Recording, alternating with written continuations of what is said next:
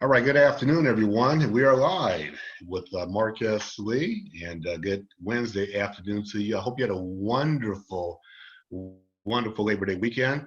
And yes, we are live. This is the second in my series of Small Talk with Marcus Lee, the Facebook series. Yes, you know that name, Small Talk with Marcus Lee. It's the name of my radio show that I had done for, I think, 5.5 years, so quite a while, where we feature people and businesses making a difference in our community across Metro Detroit. And a very popular show, and people loved it. They enjoyed it, of course. And I decided, people have asked me about Small Talk, and what I did is I decided to put the radio show, if you will, on hiatus, obviously because of the pandemic. And I'm doing another show, as you know, on 1980 Superstation in the conference room. So I'm here, I'm live, and I'm very pleased to really still engage with you. So if you're watching us on Facebook Live, here's a hi to you. We're waving at you. And I have a very special guest. And we always try to identify movers and shakers from across Metro Detroit. And I am so pleased to welcome Ms. Laura Bonnell. And she's with the Bonnell Foundation. And she really needs no introduction. She's a longtime broadcaster in this town, a news anchor personality, a reporter. You all know that name, you know her voice. So Laura Bonnell, I'd like to take this opportunity to welcome you. Good afternoon. How are you? Thanks, Mark. It's great to see you. You've always been a great supporter of the Bonnell Foundation as well. Well, and I love the work that you've been doing. We've known each other now for several years. For those who might be watching for the very first time, or those this is being recorded, can be shared certainly later. Just give an overview of the Bonnell Foundation, what your primary mission is. Sure. Well, I started the Bonnell Foundation because my daughters were both diagnosed with cystic fibrosis, and I decided that we needed some mentoring in the cystic fibrosis community, and there were people that needed a lot of financial assistance, things that weren't covered under health insurance. So about 10 years ago, I started the Bonnell Foundation to help people with financial assistance and lung transplant grants and college scholarships. So we do a lot of connecting, and we reach people as far away as Ireland and across and around the United States. So it's been wonderfully rewarding to help other people. And I guess when you started the foundation, you said both your daughters have cystic fibrosis.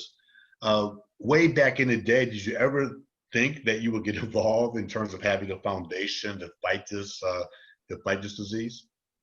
Sort of.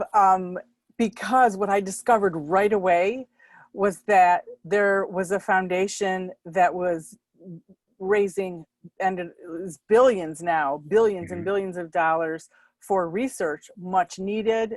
Of course we need that, but there wasn't at the time. My oldest is 25 years old. So 25 years ago, there really wasn't a great connection for CF parents. So I did decide then, someday when I have time, I'm going to do that. And so it just happened that it was 10 years ago. But yeah, I always thought, honestly, that there was such a need that I had to do something.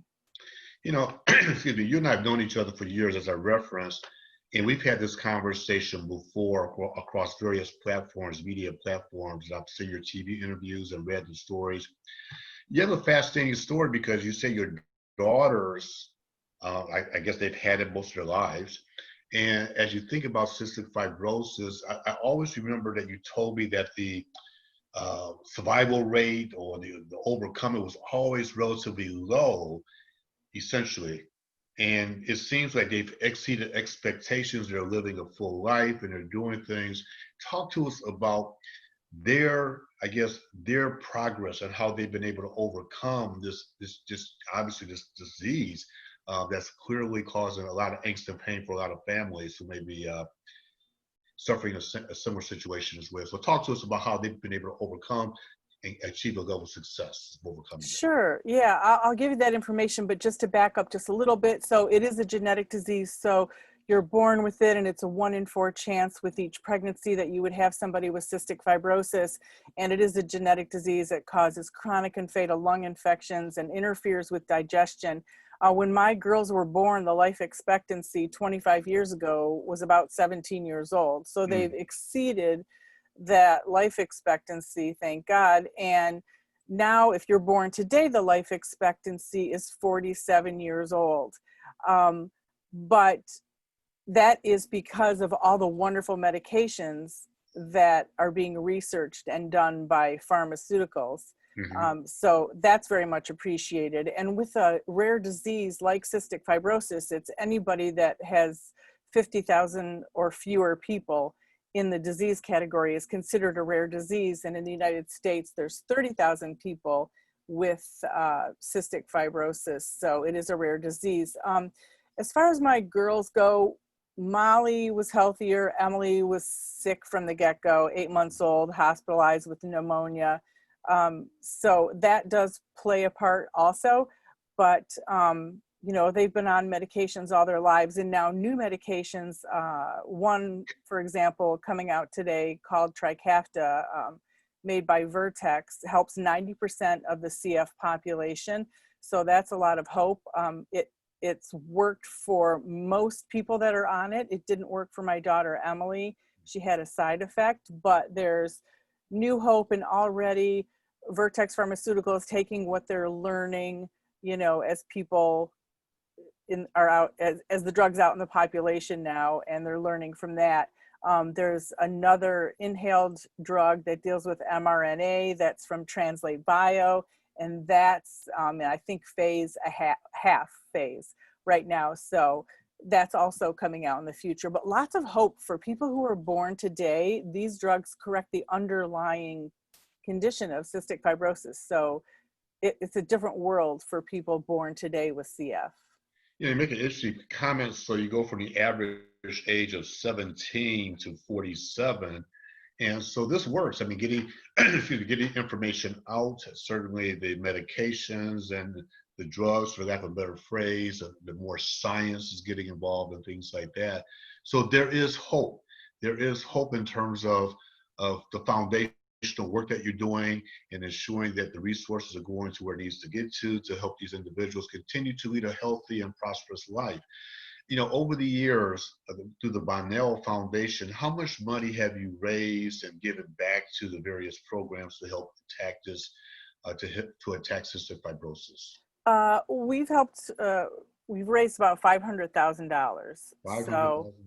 yeah, so it's wonderful. And every time we give somebody as little as $500 that they need to pay a bill, the letter or the phone call that comes back to us, is so grateful. And we could have given them $1 million. That's how important it was. It got them through to the next place. Especially now during the pandemic, when so many people have lost jobs and health care. Yeah. And now people are desperate to get financial assistance. So it's very important for not only the cystic fibrosis, disease group, but everybody with a chronic illness. And you make a good comment about the pandemic. People have lost jobs or challenges and things of the sort. But even those families with cystic fibrosis talk about how the pandemic has impacted, helping them during this time of need as well. So in other words, have there been challenges getting to the hospital, or because of obviously the COVID-19 and the coronavirus and things like that? So let's talk about some of those challenges that you've had to overcome or other families have had to overcome during this pandemic. Right. Well, it's very interesting and where to begin, but so in this pandemic is our life that we've been living. This is new to people who don't have cystic fibrosis, but this is when we're talking clinical trials and phase 3 and vaccines and social distancing and mask wearing, that's our life. So this is, people in the CF community laugh like, wow, I used to feel like I stood out wearing a mask, and now it's like you blend in. So there is some humor, a light side to it, of course, but and also for the CF community, because we're always very cautious of germs all the time and wiping things down and wearing masks when they're with other CF people and social distancing, usually people with CF, they can be sometimes healthier than other people, especially when they're in school and people aren't hand washing, and people with CF are hand washing, wearing masks, being very cautious. But for the first time, I think as long as they can remember, I was talking to one of the doctors at the University of Michigan, and she said for the first time during the pandemic, they didn't have any patients admitted for 3 months, March, April, May, Mm-hmm. because there was nobody to get sick from. Everybody was isolated in their homes. Right. So, and the cystic fibrosis floors were changed over to COVID floors, and they've just recently been back to CF floors. So now if you get sick and you have CF, you can go back, but we're trying a lot of oral antibiotics to keep people out of the hospital and things like that.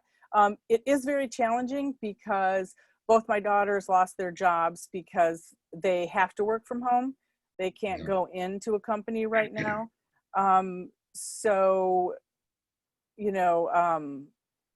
they're both dealing with that and trying to find jobs that they can do from home until it's safe to go out. And then you have other variables like roommates who their new normal, they can go in and out. But, they're adapting. My daughter Molly's in the UK where things are much better than they are here. She's recently been told by her doctor to go out while the numbers are low and go sit outside in a coffee shop. And of course, she's following all the precautions, but it can work. Our new normal can work and I also tell people, don't put all your hopes on a vaccine. Yeah. This is the new normal, and it can be fine. And honestly, I believe that we could have less flu, less, colds, and, less COVID if everybody just social distances and wears a mask and you stay in your bubble and you're following everything.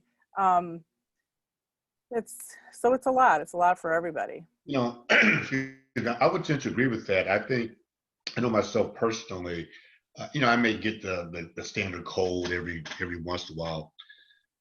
And you should get that change of season cold, whatever. But I will say that I've not gotten sick. And I think it's because, knock on wood, what I mean by that is because of social distancing, be much more aware, wearing a mask, obviously wash your hands. I wash my hands constantly. I washed them constantly before, but even more so now because we're aware of the total situation. So I think you're right. I think there's been a residual benefit that might be one of them in terms of ourselves physically taking care of ourselves. Number two, I did adhere to the governor's request. I went and got a flu shot as well. I usually get a flu shot in the latter part of September, but I got it in August in thinking that, stay healthy in that space, keep me out of hospital, God willing, keep that space for someone else who really needs that treatment as it relates to COVID-19. As we talk about your daughters, they're both doing well. Is that right? In terms of physically and now they're leading a fruitful life in terms of just enjoying themselves, getting a chance to do things, understanding the restrictions, but they're generally healthy. Yes, they are. We're very thankful, very grateful for that. Yes. Mm-hmm. And we forget with the COVID-19, it will segue into your event. We do forget that COVID-19 affects everybody. Right. And we've heard the stories about pre-existing conditions. COVID-19 is not just a number defined as COVID numbers -19 and 175,000 people or whatever. No, these are human beings whose lives are being impacted. And you hear Laura talking about even those with cystic fibrosis and the challenges as it relates to hospitals and getting coverage and getting treatment. So, please keep in mind as you're learning more about this novel coronavirus and keep that in mind and make sure that you probably take care of yourselves. It's affecting everybody. You have a major event that's upcoming. I think it's your second or third annual. I'll let you talk about it, but it's a wonderful event. Obviously, it's going to be virtual this year. Give us the backdrop, give us the information, and talk about your guests, your sponsors, whatever you want to share about this upcoming event, the Evening of Hope. Talk to us about it. Right. Yeah, it's our first virtual event, and it's the second time that we've had this big event. And it's funny, like everyone, you're like, okay, it's the second year we've done this big celebration, this virtual or this Night of Hope celebration. It's going to be easy. You kind of plug in things, who's figure out. And then obviously the pandemic hit, so we all switched to a virtual event. But it's very exciting. And I've actually discovered what I think a lot of people have is that you can reach so many more people. Absolutely. And now where we couldn't get people with cystic fibrosis in the same room because of cross-contamination concerns, I have people joining from California, No. New York, Ireland. So really, I think it's here to stay. I mean, certainly I think even when we go back to being able to gather at events, we still want to have a virtual aspect because it's bringing everybody together. So we're really excited. We have speakers from New York, Alana Muckle, who had a double lung transplant, and her father. They're fabulous. And a couple, you know, fun MCs and bartenders from London and Oh my. Detroit. Yeah, so it's going to be fun. And then Jill Jack and Bob Mervac are singing. And then we have Queen Kwong, who mostly performs in the UK, but she just found out in her 30s that she had cystic fibrosis, and she's actually from this area. She was discovered by 9 Inch Nails, and she's fantastic.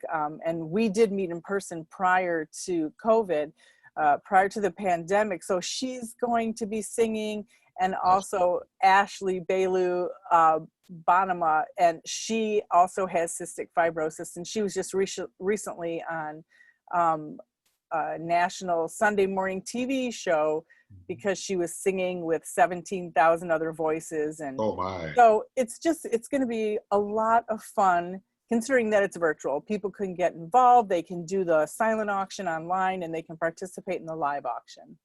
You know, you raised a good point. As you know, I do a small business workshop every year, and I had to pivot as well. And I usually get between 100 and 140 people in attendance in Midtown Detroit for a half a day session. And because of the pandemic, I did translate. I pivoted to the online portion. To your point, as opposed to getting 140 people, which is a record for me, face to face, I reached over 500 people. Going Fantastic. through technology. And so it broadened the program's reach, it broadened the audience. We weren't just from Metro Detroit, these were people from across the country. So I think there's another silver lining in terms of going virtual because of the pandemic. And you're right, I think it's here to stay. And if you're watching today, if you're watching on a recorded basis as well, as you think about your business, think about what Laura's doing and what I've done is we've had to pivot the business, and you heard her optimism. You know, it's going to be virtual, but what she's also saying is going to give her a chance to tell the story and reach more people beyond Michigan, but across the country and across the globe. And that's the silver lining in terms of what's going on these days. Now, we talk about your event. Talk about registration, the cost, when is it going to be? How can people get more information about it as well? Sure. People can go to the BonnellFoundation.org, and that's B as in boy, ONNELL, the BonnellFoundation.org. You can register there. You can check out the silent auction there and see the live auction items too, although you obviously can't bid on those yet. The cost is $125. And when you buy your ticket, you'll also get the drink recipe so that we can all have the same drink. Of course, you can make it non-alcoholic if you want, Right. and you don't have to drink it, but it's based on cystic fibrosis. It has a little purple tint to it.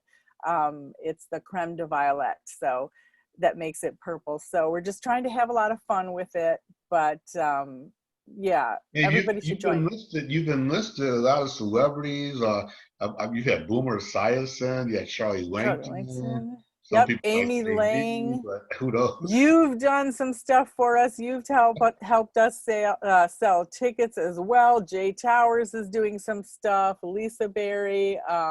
We have a influencer who she has CF, and so Maddie Van Stone, she's going to be helping us as well. So yeah, we just have a lot of people. Actually, the Detroit Red Wings alternate captain Luke Yep. Glendenning. I always mispronounce his last name. Denning. Yeah, he was selling tickets for us, doing some promos for us. Just have had a lot of people helping us out. Very much appreciated. We're talking to, as we wrap up, Laura Bonnell from the Bonnell Foundation. and putting on a wonderful event the evening of, was it the Night of Hope? The Night of Hope, yep, September 26th. That's a Saturday from 7 until 8:30 at night. As they continue to fight cystic fibrosis, she's become a leader in this field. Certainly has done some things in Washington, D.C., has been recognized here in Detroit, beyond. You know, Laura, I just have to applaud you for your commitment, your mission. It's amazing how one door shuts and another door opens. Mm-hmm. And you have truly found your calling in this particular situation. You've been a great, great asset to this community in your previous life in terms of what you did. You are even a bigger asset because now you're focusing on helping people as well. And I just want to let you know, we are so proud of you, and we're going to help you get that word out and try to fill that virtual room for you in Yay. September. So one more time, give us the date and give us the website and the cost. Anything else you want to say in closing? Absolutely. It is Saturday, September 26th from 7 until 8:30. And the cost is $125. And it's the BonnellFoundation.org. The BonnellFoundation.org is where you can buy your tickets. And it's going to be a lot of fun. So I hope that people can join. Outstanding. Well, Laura Bonnell, I want to thank you very much for your time this afternoon. We're going to make this available where people can view it later based on their own availability. If I could talk to you these days, I've been talking all day. I know. Even us professional speakers, sometimes we get tongue-tied as well. But and anyway. Anybody that has any questions or they need information about cystic fibrosis, I mean, please, we have so much information. We're doing so much advocacy. We're working on so many things. I could talk for 10 more hours, honestly, but there's so much going on in the world of cystic fibrosis. So connect with us. That would be great. Well, Laura Bonnell, thank you very much. We appreciate it. Go out and make it a great day. We wish you a very successful event at the end of September. Thank you very much. Thanks, Mark. Thanks so much. And we appreciate all of you tuning in, and thank you for your time this afternoon. Go out and make it a great Wednesday, make it a great day, make it a great week, and we'll talk to you soon. Again, thank you for joining us on the Small Talk with Mark Esley Facebook Live series. We'll talk to you soon. Have a great day.